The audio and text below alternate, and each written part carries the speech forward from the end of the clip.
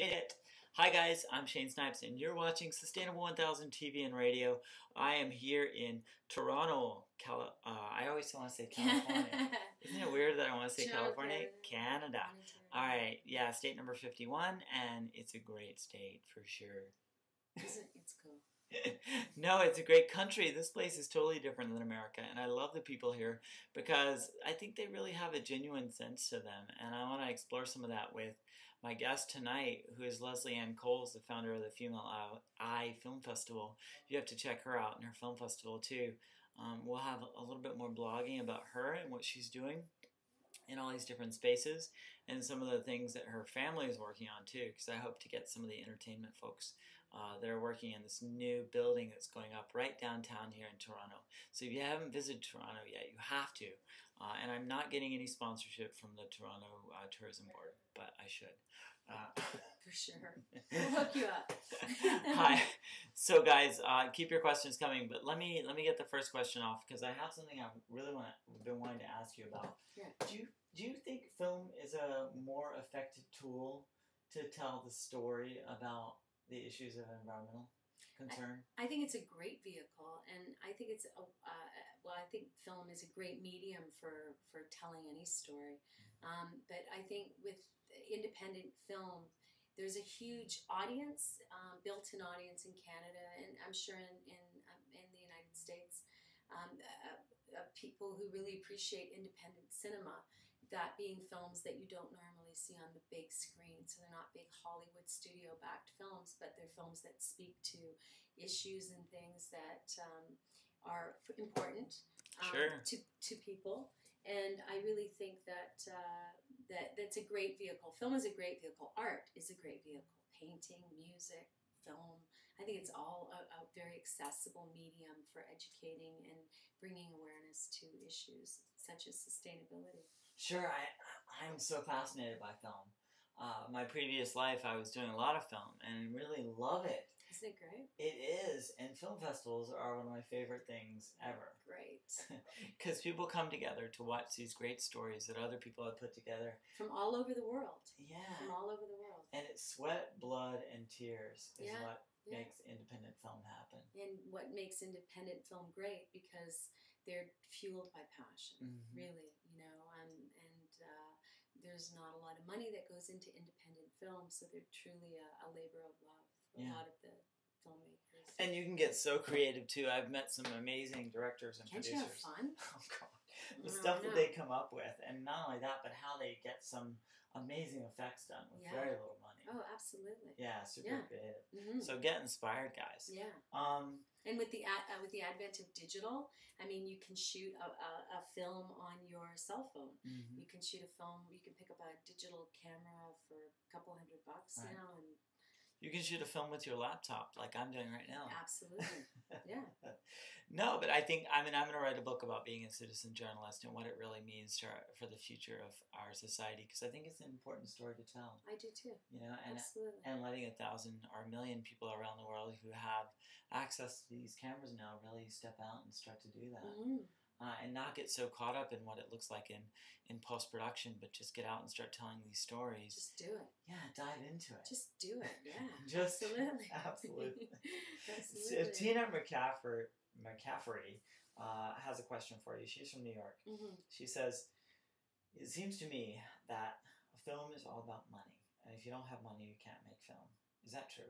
Not at all. Yeah. No, you can shoot a film with a cell phone. You can shoot a film with an $11, digital tape, a mini DV with a digital camera.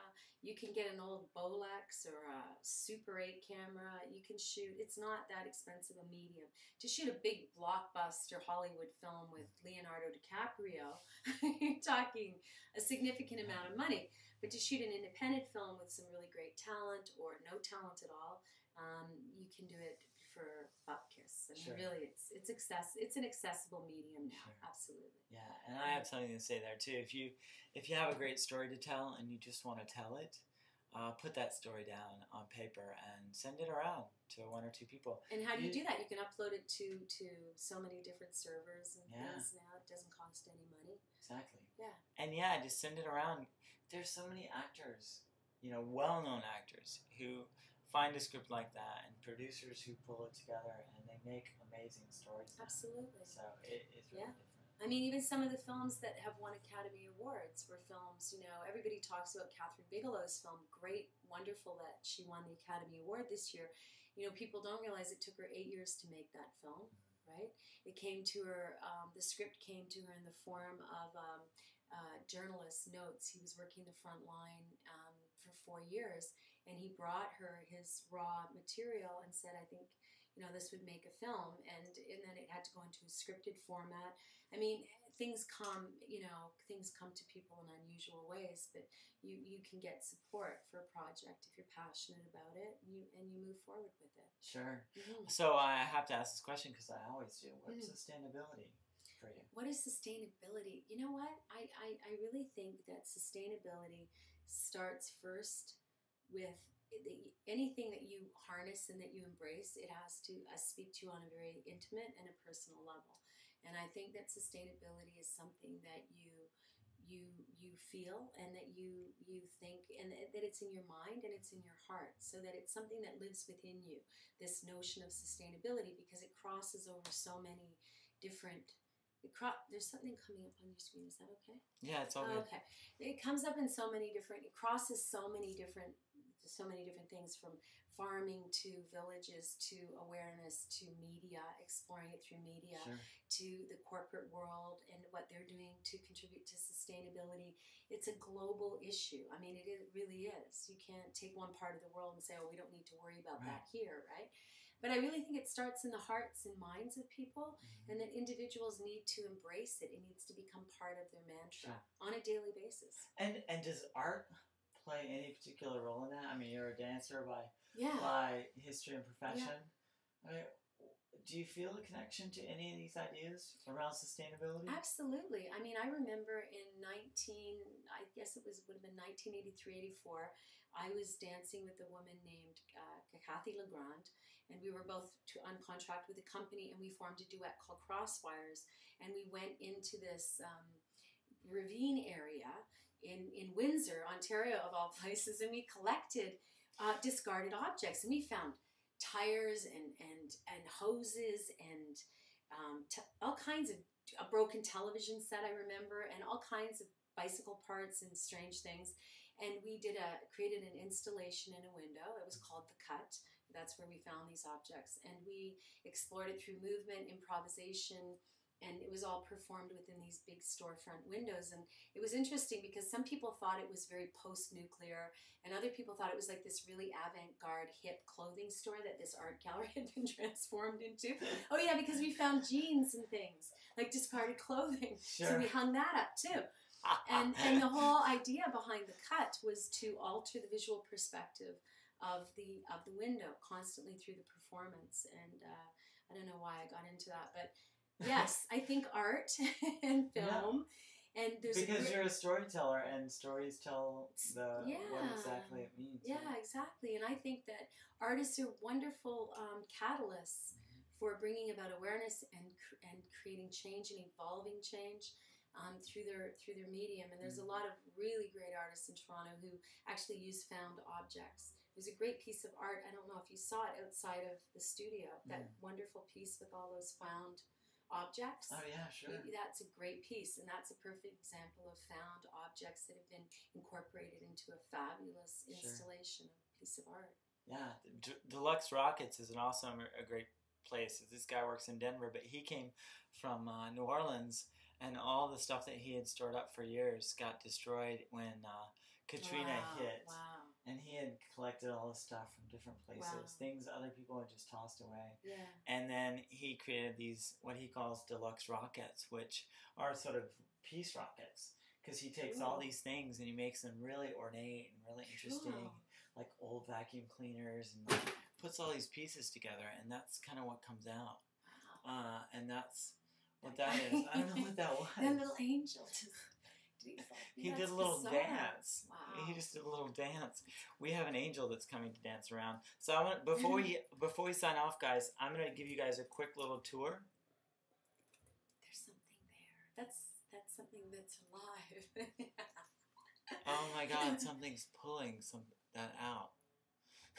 There's something moving. There's something in here that's trying to pull this out. Maybe we should pull it back. Oh my God, I don't know what that is. Is it a rat? Or what is no, it? No, I don't think it's a rat. So... I don't know. Okay. But I don't live here, so I don't know.